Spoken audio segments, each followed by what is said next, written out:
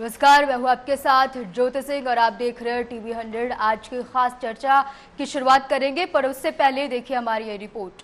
उत्तराखंड में सरकारी शिक्षण संस्थानों, खासकर स्कूलों की बदहाली देखनी हो तो राज्य के सीमांत इलाकों के विद्यालय से बेहतर उदाहरण कोई हो ही नहीं सकता। कहीं स्कूल की इमारत जर्जर अवस्था में है तो कहीं बच्चे खुले आकाश के नीचे बैठने को मजबूर हैं।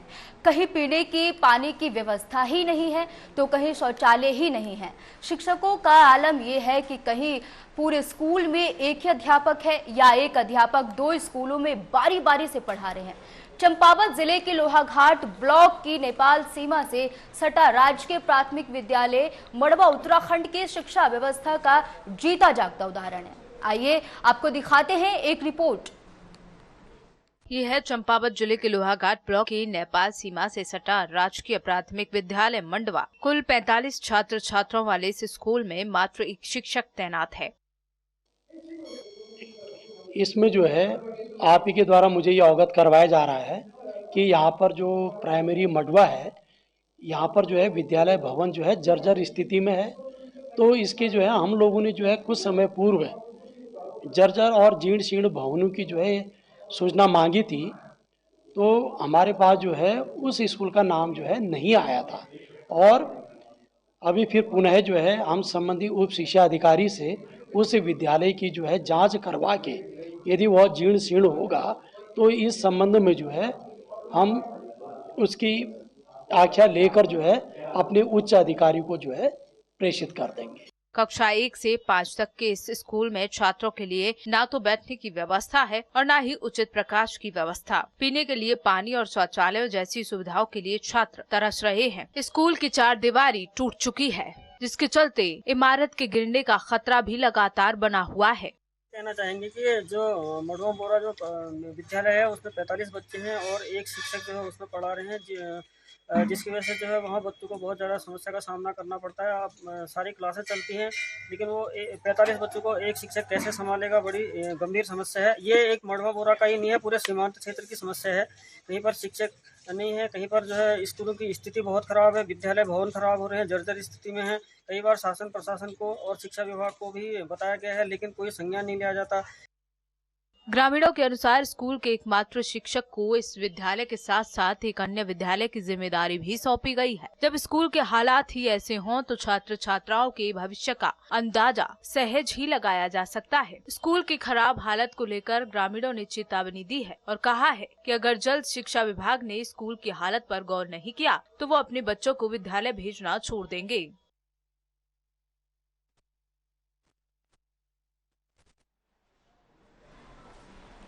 तो देखिए उत्तराखंड की शिक्षा व्यवस्था की पोल खुलती हुई तस्वीरें आपको दिखा रहे हैं। तस्वीरों के माध्यम से साफ साफ देखा जा रहा है कि कथनी और करनी में कितना बड़ा फर्क है। ये तस्वीरें कहीं और की नहीं, उत्तराखंड के चंपावत विद्यालयों की तस्वीरें हैं ये, जिसमें देखा जा सकता है कितनी जर्जर व्यवस्था में बच्चों को पढ़ाया जा रहा है। एक टीन शेड और झोपड़ी के नीचे बच्चों को शिक्षा दी जा रही है। एक तरफ जहां सरकार दावे करती है एक अच्छी और स्वस्थ शिक्षा नीति की, तो वहीं दूसरी तरफ ये तस्वीरें आईना और प्रश्न चिन्ह खड़ा करती है कि क्या यही वो दावे थे, क्या ये वही शिक्षा नीति थी जिसके दावे किए जा रहे थे, जिसके बड़े बड़े वादे किए जा रहे थे। तस्वीरें आपको दिखा रहे हैं। यहाँ तक कि तमाम सरकारी दावों के बावजूद पिछले 22 सालों में शिक्षा की तस्वीर ज्यादा नहीं बदली है। सवाल वही है कि राज्य के शिक्षा व्यवस्था पर आखिर कब संजीदा होगी सरकारें। राज्य के नौनिहालों की बदहाली पर आखिर कब ठहरेगी शिक्षा मंत्रालय की नजर। इन सब मुद्दों को लेकर हम आज बात करेंगे। तो इन सभी मुद्दों के साथ आज हम बात करेंगे। विधानसभा में उपनेता प्रतिपक्ष भुवन कापड़ी और भारतीय जनता पार्टी के प्रवक्ता हनी पाठक हमारे साथ जुड़ चुकी हैं। आपका बहुत बहुत स्वागत है टीवी 100 के इस खास चर्चा में। तो आइए जानने का प्रयास करेंगे कि आखिर कब बदलेगी तस्वीर। तो सबसे पहला सवाल मेरा हनी पाठक जी से है, क्योंकि फिलहाल राज्य में लगातार 2 बार से सरकार आपकी है, तो ये बताएं कि सरकारी शिक्षा व्यवस्था की इतनी दुर्दशा क्यों है। देखिए ऐसा है, आप ये नहीं कह सकते सारी शिक्षा व्यवस्था की इतनी दुर्दशा क्यों है। ये चंपावत का जो ये मामला दिखाया जा रहा है, अभी आपके ही द्वारा मुझे ये जानकारी जानकारी प्राप्त हुई है और शायद ये जानकारी पहले ही प्राप्त हुई होगी। इसका संज्ञान ना तो मुझे था, अभी मुझे आपके चैनल द्वारा ही पता लगा है। अगर इतनी जर्जर व्यवस्था और आपके ही द्वारा मुझे ये पता लगा है कि टोटल 45 बच्चों का ये स्कूल है, टोटल 45 स्टूडेंट्स के स्कूल में अगर एक अध्यापक है तो कोई बहुत बड़ी शर्मनाक बात तो ये मुझे भी नहीं लगती है, क्योंकि एक क्लास में अगर मेरी बालिका केंद्रीय विद्यालय में पढ़ती है, केंद्रीय विद्यालय में एक बालिका एक क्लास सेक्शन में 45 बच्चे होते हैं और पता नहीं कितने सेक्शन होते हैं। तो अगर टोटल उस स्कूल की संख्या 45 है तो एक अध्यापक है तो कोई बहुत बड़ी इस पे अपमानजनक बात तो मुझे लगती नहीं है। हाँ, लेकिन जर्जर व्यवस्था की जहाँ तक बात है तो वो वाकई में दुर्भाग्यपूर्ण मुझे लगा और ये कष्टकारी चीज मुझे देखने को मिली है। तो इस बात को मैं भी ऊपर लेवल तक पहुँचाने का प्रयास करूंगी और इसकी जो व्यवस्था हो सकेगी अच्छा करने को उसका प्रयास जारी किया जाएगा और करना भी पड़ेगा सरकार को भी, क्योंकि बच्चे ही हमारे देश का भविष्य है। दूसरी बात मैं ये कहना चाहूंगी कि जो भी मामला संज्ञान में हमारे मुख्यमंत्री जी तक या मंत्रियों तक आता है उसका तुरंत ही निराकरण किया जाता है। अभी कुछ दिन पहले आपने अनु की एक दास्तान सुनी होगी जिसके परिवार में कैंसर की प्रॉब्लम थी और उसको पैसे इकट्ठे करने की प्रॉब्लम हो रही थी, उसके पास पैसे तक नहीं थे। तो मुख्यमंत्री धामी जी को जैसे ही सोशल मीडिया के माध्यम से ये जानकारी प्राप्त हुई, उन्होंने उसका पूरा इलाज के खर्चे से लेके सारी व्यवस्था तुरंत ही उस बच्ची की कराई गई।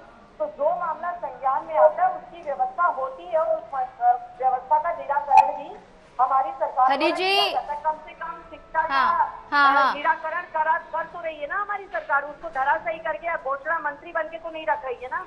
हनी जी, आपने कहा कि हमारे चैनल के माध्यम से आपको पता चला, हमारे चैनल के माध्यम से आपको पता चला कि बदहाल स्थितियों में स्कूलें हैं उत्तराखंड में। चलिए इसी माध्यम से आपको एक बात और बता देती हूँ और जान के बड़ा ताज्जुब होगा कि 439 ऐसी विद्यालय है पिथौरागढ़ में जो एक एक शिक्षक के भरोसे हैं। ऐसा क्यों?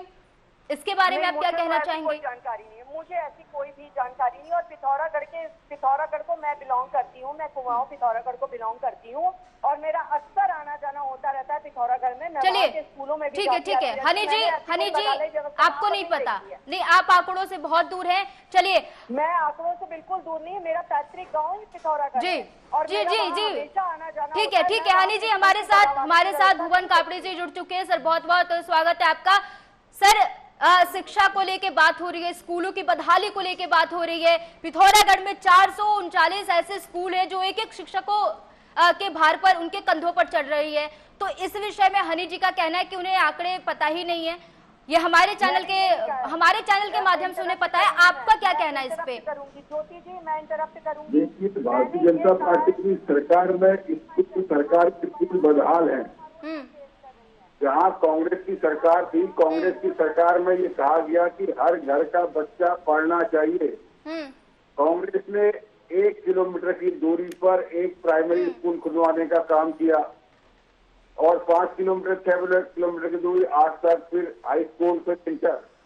और भारतीय जनता पार्टी की सरकार ने प्रयोग किया प्राइमरी स्कूलों का एकीकरण, जहाँ छोटा बच्चा फर्स्ट में जाता है, नर्सरी में जाता है, 5 तक पढ़ता है, जो दूर नहीं जा सकता, उसकी शिक्षा को उससे दूर करने का काम भारतीय जनता पार्टी की पिछली सरकार ने किया है। जो बच्चा है उनके अधिकारों को छीनने का काम किया है। भारतीय जनता पार्टी शिक्षा और स्वास्थ्य सभी मामलों में पूरी तरह से फेल नजर आती है। अच्छा भुवन जी, राज्य बनने के बाद सबसे पहले आपकी पार्टी की सरकार को मौका मिला था शिक्षा व्यवस्था पर एजेंडा तय करने के लिए, कुछ करने के लिए। आपकी सरकार के कार्यकाल में कितनी तस्वीरें बदली हैं, बस ये बता दीजिए। हमारे जब पहली सरकार बनी थी उत्तराखंड में, पहली सरकार बनने के बाद माननीय पंडित नारायण दत्त तिवारी जी के नेतृत्व में 24 से ज्यादा महाविद्यालय उत्तराखंड में स्थापित हुए।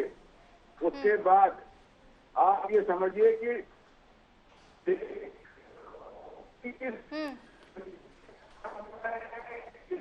ठीक है हनी जी, आपकी तरफ ही वापसी करेंगे। चलिए हनी जी, आपने कहा कि आपको नहीं पता शिक्षा, आगे का क्या एजेंडा हो सकता है, शिक्षा की इस तस्वीर को कैसे बदल सकते हैं, एक टूटी फूटी विद्यालयों की तस्वीरें हमारे समक्ष आती है। उसमें बच्चे टीन के नीचे पढ़ते हैं, स्कूल की दीवारों में दरारें रहती हैं, बच्चे आसमान के नीचे पढ़ते हैं, खुले आसमान के नीचे पढ़ते हैं बच्चे। उसके बाद भी जब वहां से बच्चे पढ़ के निकलते हैं तो यूकेएसएससी परीक्षा में इतना बड़ा घोटाला हो जाता है। शिक्षा की ये नीति उत्तराखंड में इतनी नीचे क्यों है? ऐसा ज्योति जी, मेरे बयान को तोड़ मरोड़ कर पेश किया जा रहा है। मैंने ये कहा है कि जो अभी तस्वीरें आपने दिखाई हैं, ये मामला मेरे सामने पहले आया है। और आपने दूसरा सवाल किया पिथौरागढ़ का, तो मैंने कहा कि ऐसी कोई बदहाली व्यवस्था वहाँ पर स्कूलों की नहीं है। मेरा पैतृक गांव पिथौरागढ़ है, मेरा हमेशा आना जाना होता है, मैं कुमाऊं को बिलोंग करती हूँ। वहाँ ऐसी कोई बदहाली व्यवस्था मैंने नहीं देखी है। और कांग्रेस के जो प्रवक्ता हमारे साथ में कापड़ी जी बैठे हैं, मैं इनसे सिर्फ एक सवाल पूछना चाहती हूँ कि जब भी कोई भी डिबेट या पैनल में हमारे साथ कांग्रेस के प्रवक्ता बैठते हैं, ये हमेशा पूजनीय तिवारी जी के ऊपर चले जाते हैं।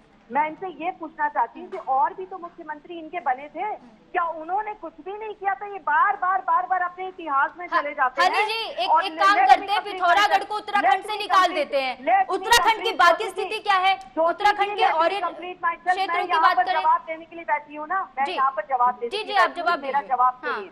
उत्तराखंड विद्यालय शिक्षा परिषद ने सीबीएसई बोर्ड की तर्ज पर शिक्षक सत्र 2022-23 के लिए 56 विषयों को प्रयासात्मक बनाया था और बोर्ड की नई व्यवस्था लागू करने के लिए सभी प्रदेशों के मुख्य शिक्षा अधिकारियों को पत्र लिखा था। ये हमारी सरकार के दौरान हुआ था और कक्षा 9, 10, 11 और 12वीं की गृह और परिषदीय परीक्षाओं में तत्काल प्रभाव से नई व्यवस्था को लागू किया गया। ये हमारी भाजपा सरकार के कार्यकाल के दौरान हुआ है, ये कोई कांग्रेस ने नहीं करके दिया है। और ये जर्जर व्यवस्था जो आपको दिखाई दे रही है, कोई 10 साल के अंदर ये जर्जर व्यवस्था नहीं आई है। इससे पहले से ये जर्जर व्यवस्था चली आ रही थी। कोई वहाँ पर भाजपा के कार्यकर्ता जाकर ईंट और हथौड़े से तोड़ कर दीवारों को भुवन कापड़ी जी, कांग्रेस में काम नहीं हुआ इसका मतलब नहीं? कांग्रेस में काम नहीं हुआ, भुवन कापड़ी जी जवाब दीजिए।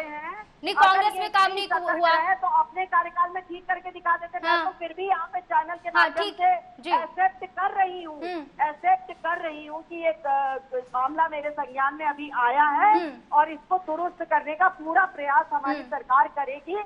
और अगर करने उन तक मामला नहीं जाता है तो ये हनी पाठक का वादा है कि टीवी 100 चैनल को मैं शुक्रिया अदा करना चाहती हूँ कि उन्होंने इस मामले को मेरे संज्ञान में लाया और मैं इसको ऊपर तक पहुँचा के जल्द ही जो सुचारू व्यवस्था होगी बच्चों के भविष्य के लिए, उसको पूरा भरसक प्रयास करूंगी कि उनको सुचारू व्यवस्था करके दिखाया जाए और बच्चों के भविष्य के साथ खिलवाड़ ना करा जाए। मैं तो इतनी हिम्मत रखती हूँ, लेकिन कांग्रेस के प्रवक्ताएं जो आते हैं और कांग्रेस सरकार की जो कांग्रेस के पदाधिकारी है वो हनी जी आपको अब एक बाइट सुनाते हैं, पिथौरागढ़ के अधिकारी की एक बाइट सुनाते हैं, आप एक बार सुनिए इसे। इसमें जो है आप ही के द्वारा मुझे ये अवगत करवाया जा रहा है कि यहाँ पर जो प्राइमरी मडवा है, यहाँ पर जो है विद्यालय भवन जो है जर्जर स्थिति में है। तो इसके जो है हम लोगों ने जो है कुछ समय पूर्व जर्जर और जीर्ण शीर्ण भवनों की जो है सूचना मांगी थी, तो हमारे पास जो है उस स्कूल का नाम जो है नहीं आया था। और अभी फिर पुनः जो है हम संबंधित उप शिक्षा अधिकारी से उस विद्यालय की जो है जांच करवा के यदि वह जीर्ण शीर्ण होगा तो इस संबंध में जो है हम उसकी आख्या लेकर जो है अपने उच्च अधिकारी को जो है प्रेषित। तो सुना आपने, ये बाइट आपको हमने सुनाई, उन्होंने क्या कुछ कहा। आपके मुताबिक चीजें अलग हैं, सरकार जो दावा करती है वो तस्वीरें अलग है और ये महोदय जो कहते हैं वो तस्वीरें अलग है। आखिरकार सच्ची तस्वीरें क्या हैं, हकीकत क्या है, हम वो जानना चाह रहे हैं। इस बहस, इस चर्चा के तहत हम बस यही जानने की कोशिश कर रहे हैं कि तस्वीरें क्या हैं। जिसमें वो ये कह रहे हैं कि मुझे कुछ भी साक्ष्य नहीं मिले, उसमें उन्होंने ये भी एक्सेप्ट किया है। और शायद आप भूल रही हैं ज्योति जी, सभी लोग मुझे इस चैनल में देख रहे होंगे, वो ये जान ले कि उत्तराखंड के हर ब्लॉक में 2 PM3 स्कूल बनेंगे। ये हमारी सरकार के दौरान आदेश आया है। इन स्कूलों में एक प्राथमिक स्कूल और दूसरा इंटरमीडिएट कॉलेज होगा, ये भाजपा सरकार ने ऐलान किया है। और इसमें सरकारी स्कूलों में से कुछ स्कूलों को चिन्हित करके इन स्कूलों को PM3 स्कूल बनाया जाएगा। ये शिक्षा मंत्री श्री धन सिंह रावत ने घोषणा करी है। मिड डे मील में व्यवस्था को बढ़ाया गया है, और तो और सभी सरकारी विद्यालयों में ड्रेस से, कॉपी से, पेंसिल से सभी व्यवस्था को अच्छा करके दिखाया जा रहा है। ये हमारी सरकार के दौरान हुआ है। कम से कम शिक्षा के बारे में सोचा तो जा रहा है। 2021 में यूके बोर्ड की कक्षा 12वीं का परिणाम 99.56% रहा, जो कि वर्ष 2020 के उत्तीर्ण प्रतिशत से तुलनात्मक रूप से अधिक है। 2020 के बोर्ड द्वारा कक्षा 12वीं का परिणाम 76.91% से ज्यादा रहा, और ये पहाड़ का परिणाम है, पहाड़ की शिक्षा स्तर का परिणाम है, जो कि देहरादून को फेल कर दिया। अब मुझे बताइए कि पहाड़ की शिक्षा अगर इतनी गत में जा रही होती तो देहरादून के परिणाम इतने अच्छे क्यों नहीं आ पाए? देहरादून महानगर का परिणाम इतना अच्छा नहीं आया, जो पहाड़ के स्कूलों का परिणाम इतना अच्छा नहीं आया। और सोशल मीडिया पे ये भी चल रहा था, लेकिन जो लोग कहते थे कि देहरादून जाएंगे अपने बच्चों को अच्छी शिक्षा देने के लिए, उनसे पहाड़ के बच्चों ने बाजी मारी। ये सोशल मीडिया पे लगातार चल रहा था। ये कांग्रेस कार्यकाल के दौरान ये पहाड़ के बच्चों ने ये परिणाम क्यों नहीं लाकर दिखाया? आज बात करते हैं कांग्रेस के प्रवक्ता हमारे सामने बैठकर, एक भी अच्छा कार्य करके दिखाया है। हरीश रावत जी को घोषणा मंत्री और डेनिस सरकार कह के विदा किया गया था। डेनिस रावत इनका नाम रखा गया था। और बड़ी बड़ी अगर कांग्रेस ने काम नहीं किया हनी जी, तो खटीमा के भी विधायक हैं जो हमारे समक्ष बैठे हैं, कापड़ी जी। अभी अच्छा हनी जी, एक और खटीमा का एक विद्यालय है आईसी स्कूल के नाम से, 1500 छात्राओं की उसमें स्थिति बताई जा रही है, जिसमें शिक्षक ही नहीं है। जब डिबेट में कांग्रेस के प्रवक्ता नहीं है तो कृपया आप ही मेरी बात का जवाब दीजिए कि उत्तराखंड के पहाड़ी क्षेत्र में इतने अच्छे परसेंटेज बच्चों के कैसे आ गए, जब इतनी व्यवस्था दुरुस्त दिखाई दे रही है आपको। और दुर्गम क्षेत्र में इतनी ज्यादा दिक्कतें आ रही हैं, तो मुझे कृपया आप ही ये बात का जवाब दे दीजिए ना कि दुर्गम क्षेत्र के ही छात्रों ने इतने अच्छे परिणाम का कैसे दे दिया नतीजा, और देहरादून के छात्र इतने पीछे कैसे रह गए? मुझे आप ही दे दीजिए इस बात का जवाब कृपया। इतने आप मुझे वीडियो और ऑडियो सुना रही हैं, तो कृपया इसका भी ऑडियो का प्रूफ मुझे दे दीजिए ना कुछ। हाँ, आपने किसानों के बच्चों के बारे में तो आपने सुना होगा, किसानों के बच्चे मेहनती होते हैं, उन्हें किसी चीज की आवश्यकता नहीं होती। इसका मतलब ये नहीं कि उन्हें जरूरतमंद चीजें ही नहीं दी जाए। अगर किसी को आवश्यकता नहीं तो इसका मतलब ये नहीं ना कि उसे आसमान के नीचे पढ़ा दिया जाए, टूटी दीवारों के बीच में बिठा दिया जाए, किया जाए। हाँ। ज्योति जी, बातों को तोड़ मरोड़ कर पेश न किया जाए। नई व्यवस्था में सिर्फ किताबी ज्ञान नहीं, समझ को भी विकसित करना जरूरी होता है। और मुझे बस इस चीज का जवाब दिया जाए कि अगर इतनी अव्यवस्था सबको नजर आ रही है पहाड़ में, तो वहाँ पे पहाड़ में बच्चे इतने ज्यादा उत्तीर्ण कैसे हो जाते हैं? अगर हम लोग पहाड़ी क्षेत्र के बच्चों को इतना इग्नोर कर रहे होते ना, तो पहाड़ी क्षेत्र में इतनी अव्यवस्था होते हुए इतने ज्यादा बच्चे अर्जित नहीं कर पाते अंक। हम लोग सबको एक दृष्टि से देखते हैं, और दूसरी बात, हमारी सरकार हर जगह बच्चों को आगे बढ़ाने का प्रयास करती रहती है, और जिस जगह गलती है उस चीज को मैं एक्सेप्ट करती हूँ। चंपावत की जर्जर स्थिति मुझे आपके चैनल के माध्यम से नजर आई है, तो जो भरसक मेरा प्रयास होगा उसकी जर्जर व्यवस्था की जिम्मेदारी आपसे मैं लेती हूँ। और एक दिन आप ही टीवी 100 चैनल में दिखाई देंगी कि इस चैनल को जो पुरजोर तरीके से दिखाया गया था उसका परिणाम ये आया है। ये मैं आपको आज की तारीख में भरोसा दिलाकर इस डिबेट से उठ के जाऊंगी। जो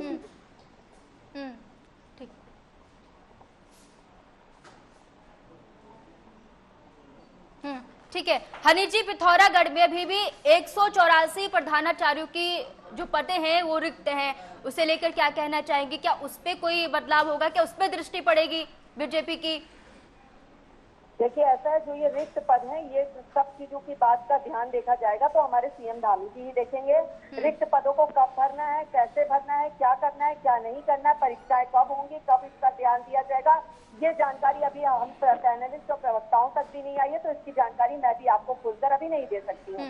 शायद आज शाम तक मेरे पास जानकारी है या कल सुबह तक मेरे पास जानकारी है। जब मेरे पास जानकारी आएगी मैं तभी उसको आपको जानकारी दे पाऊंगी। बेहतर होगा कि इसकी जानकारी आप सीएम साहब से या उनके ओएसडी साहब से या तो हमारे प्रदेश मीडिया प्रभारी से। अच्छा हनी जी, क्योंकि शिक्षा की बात चल रही है, तो शिक्षा की बात चल रही, तो एक और प्रश्न था मेरा आपसे, यूकेएसएससी परीक्षा में जो घोटाले हुए उसे लेकर आपका क्या कहना है? उसमें कैसे स्थिति और सुधार में आएंगे? सीएम धामी जी, एक बात बताइए, यूकेएसएससी का घोटाले की बात तो आप लोग बहुत पुरजोर तरीके से कांग्रेस भी करती है, मीडिया वाले भी करते हैं। मीडिया का काम है सच्चाई दिखाना, देश का चौथा स्तंभ है। सीबीआई की अच्छा काम जांच करता क्यों है। मांगी जा रही है? क्या पुष्कर सिंह धामी के दावों पे भरोसा नहीं है? मेरी बात सुनिए ज्योति जी, आपने सीएम धामी जी का बयान सुना था? उन्होंने क्या कहा था? सीबीआई की आवश्यकता होगी तो जांच सीबीआई को भी सौंपी जाएगी। दूसरी चीज, आपने क्या इस चीज को नजरअंदाज क्यों किया कि हमारी ही भाजपा की सरकार के दौरान इन घोटालों को खोला जा रहा है? क्या यह काबिले तारीफ बात नहीं है? भाजपा की सरकार घोटालों को खोल रही है, उसमें कितने अनगिनत हमारे कार्यकर्ता भी जांच में आएंगे। इसको ध्यान में रखते हुए भी भाजपा की सरकार इसको खोल रही है, इतना गट्स रखती है। क्या ये बात आप लोगों को नहीं समझ में आ रही है ज्योति जी, एक व्यक्ति भी, कि इसका गट्स तो रख रही है ना भाजपा सरकार? ईमानदार सरकार का वो तो रखती है ना, अपने आप को साबित तो कर रही है कि हाँ हम लोग घोटालों के साथ नहीं है।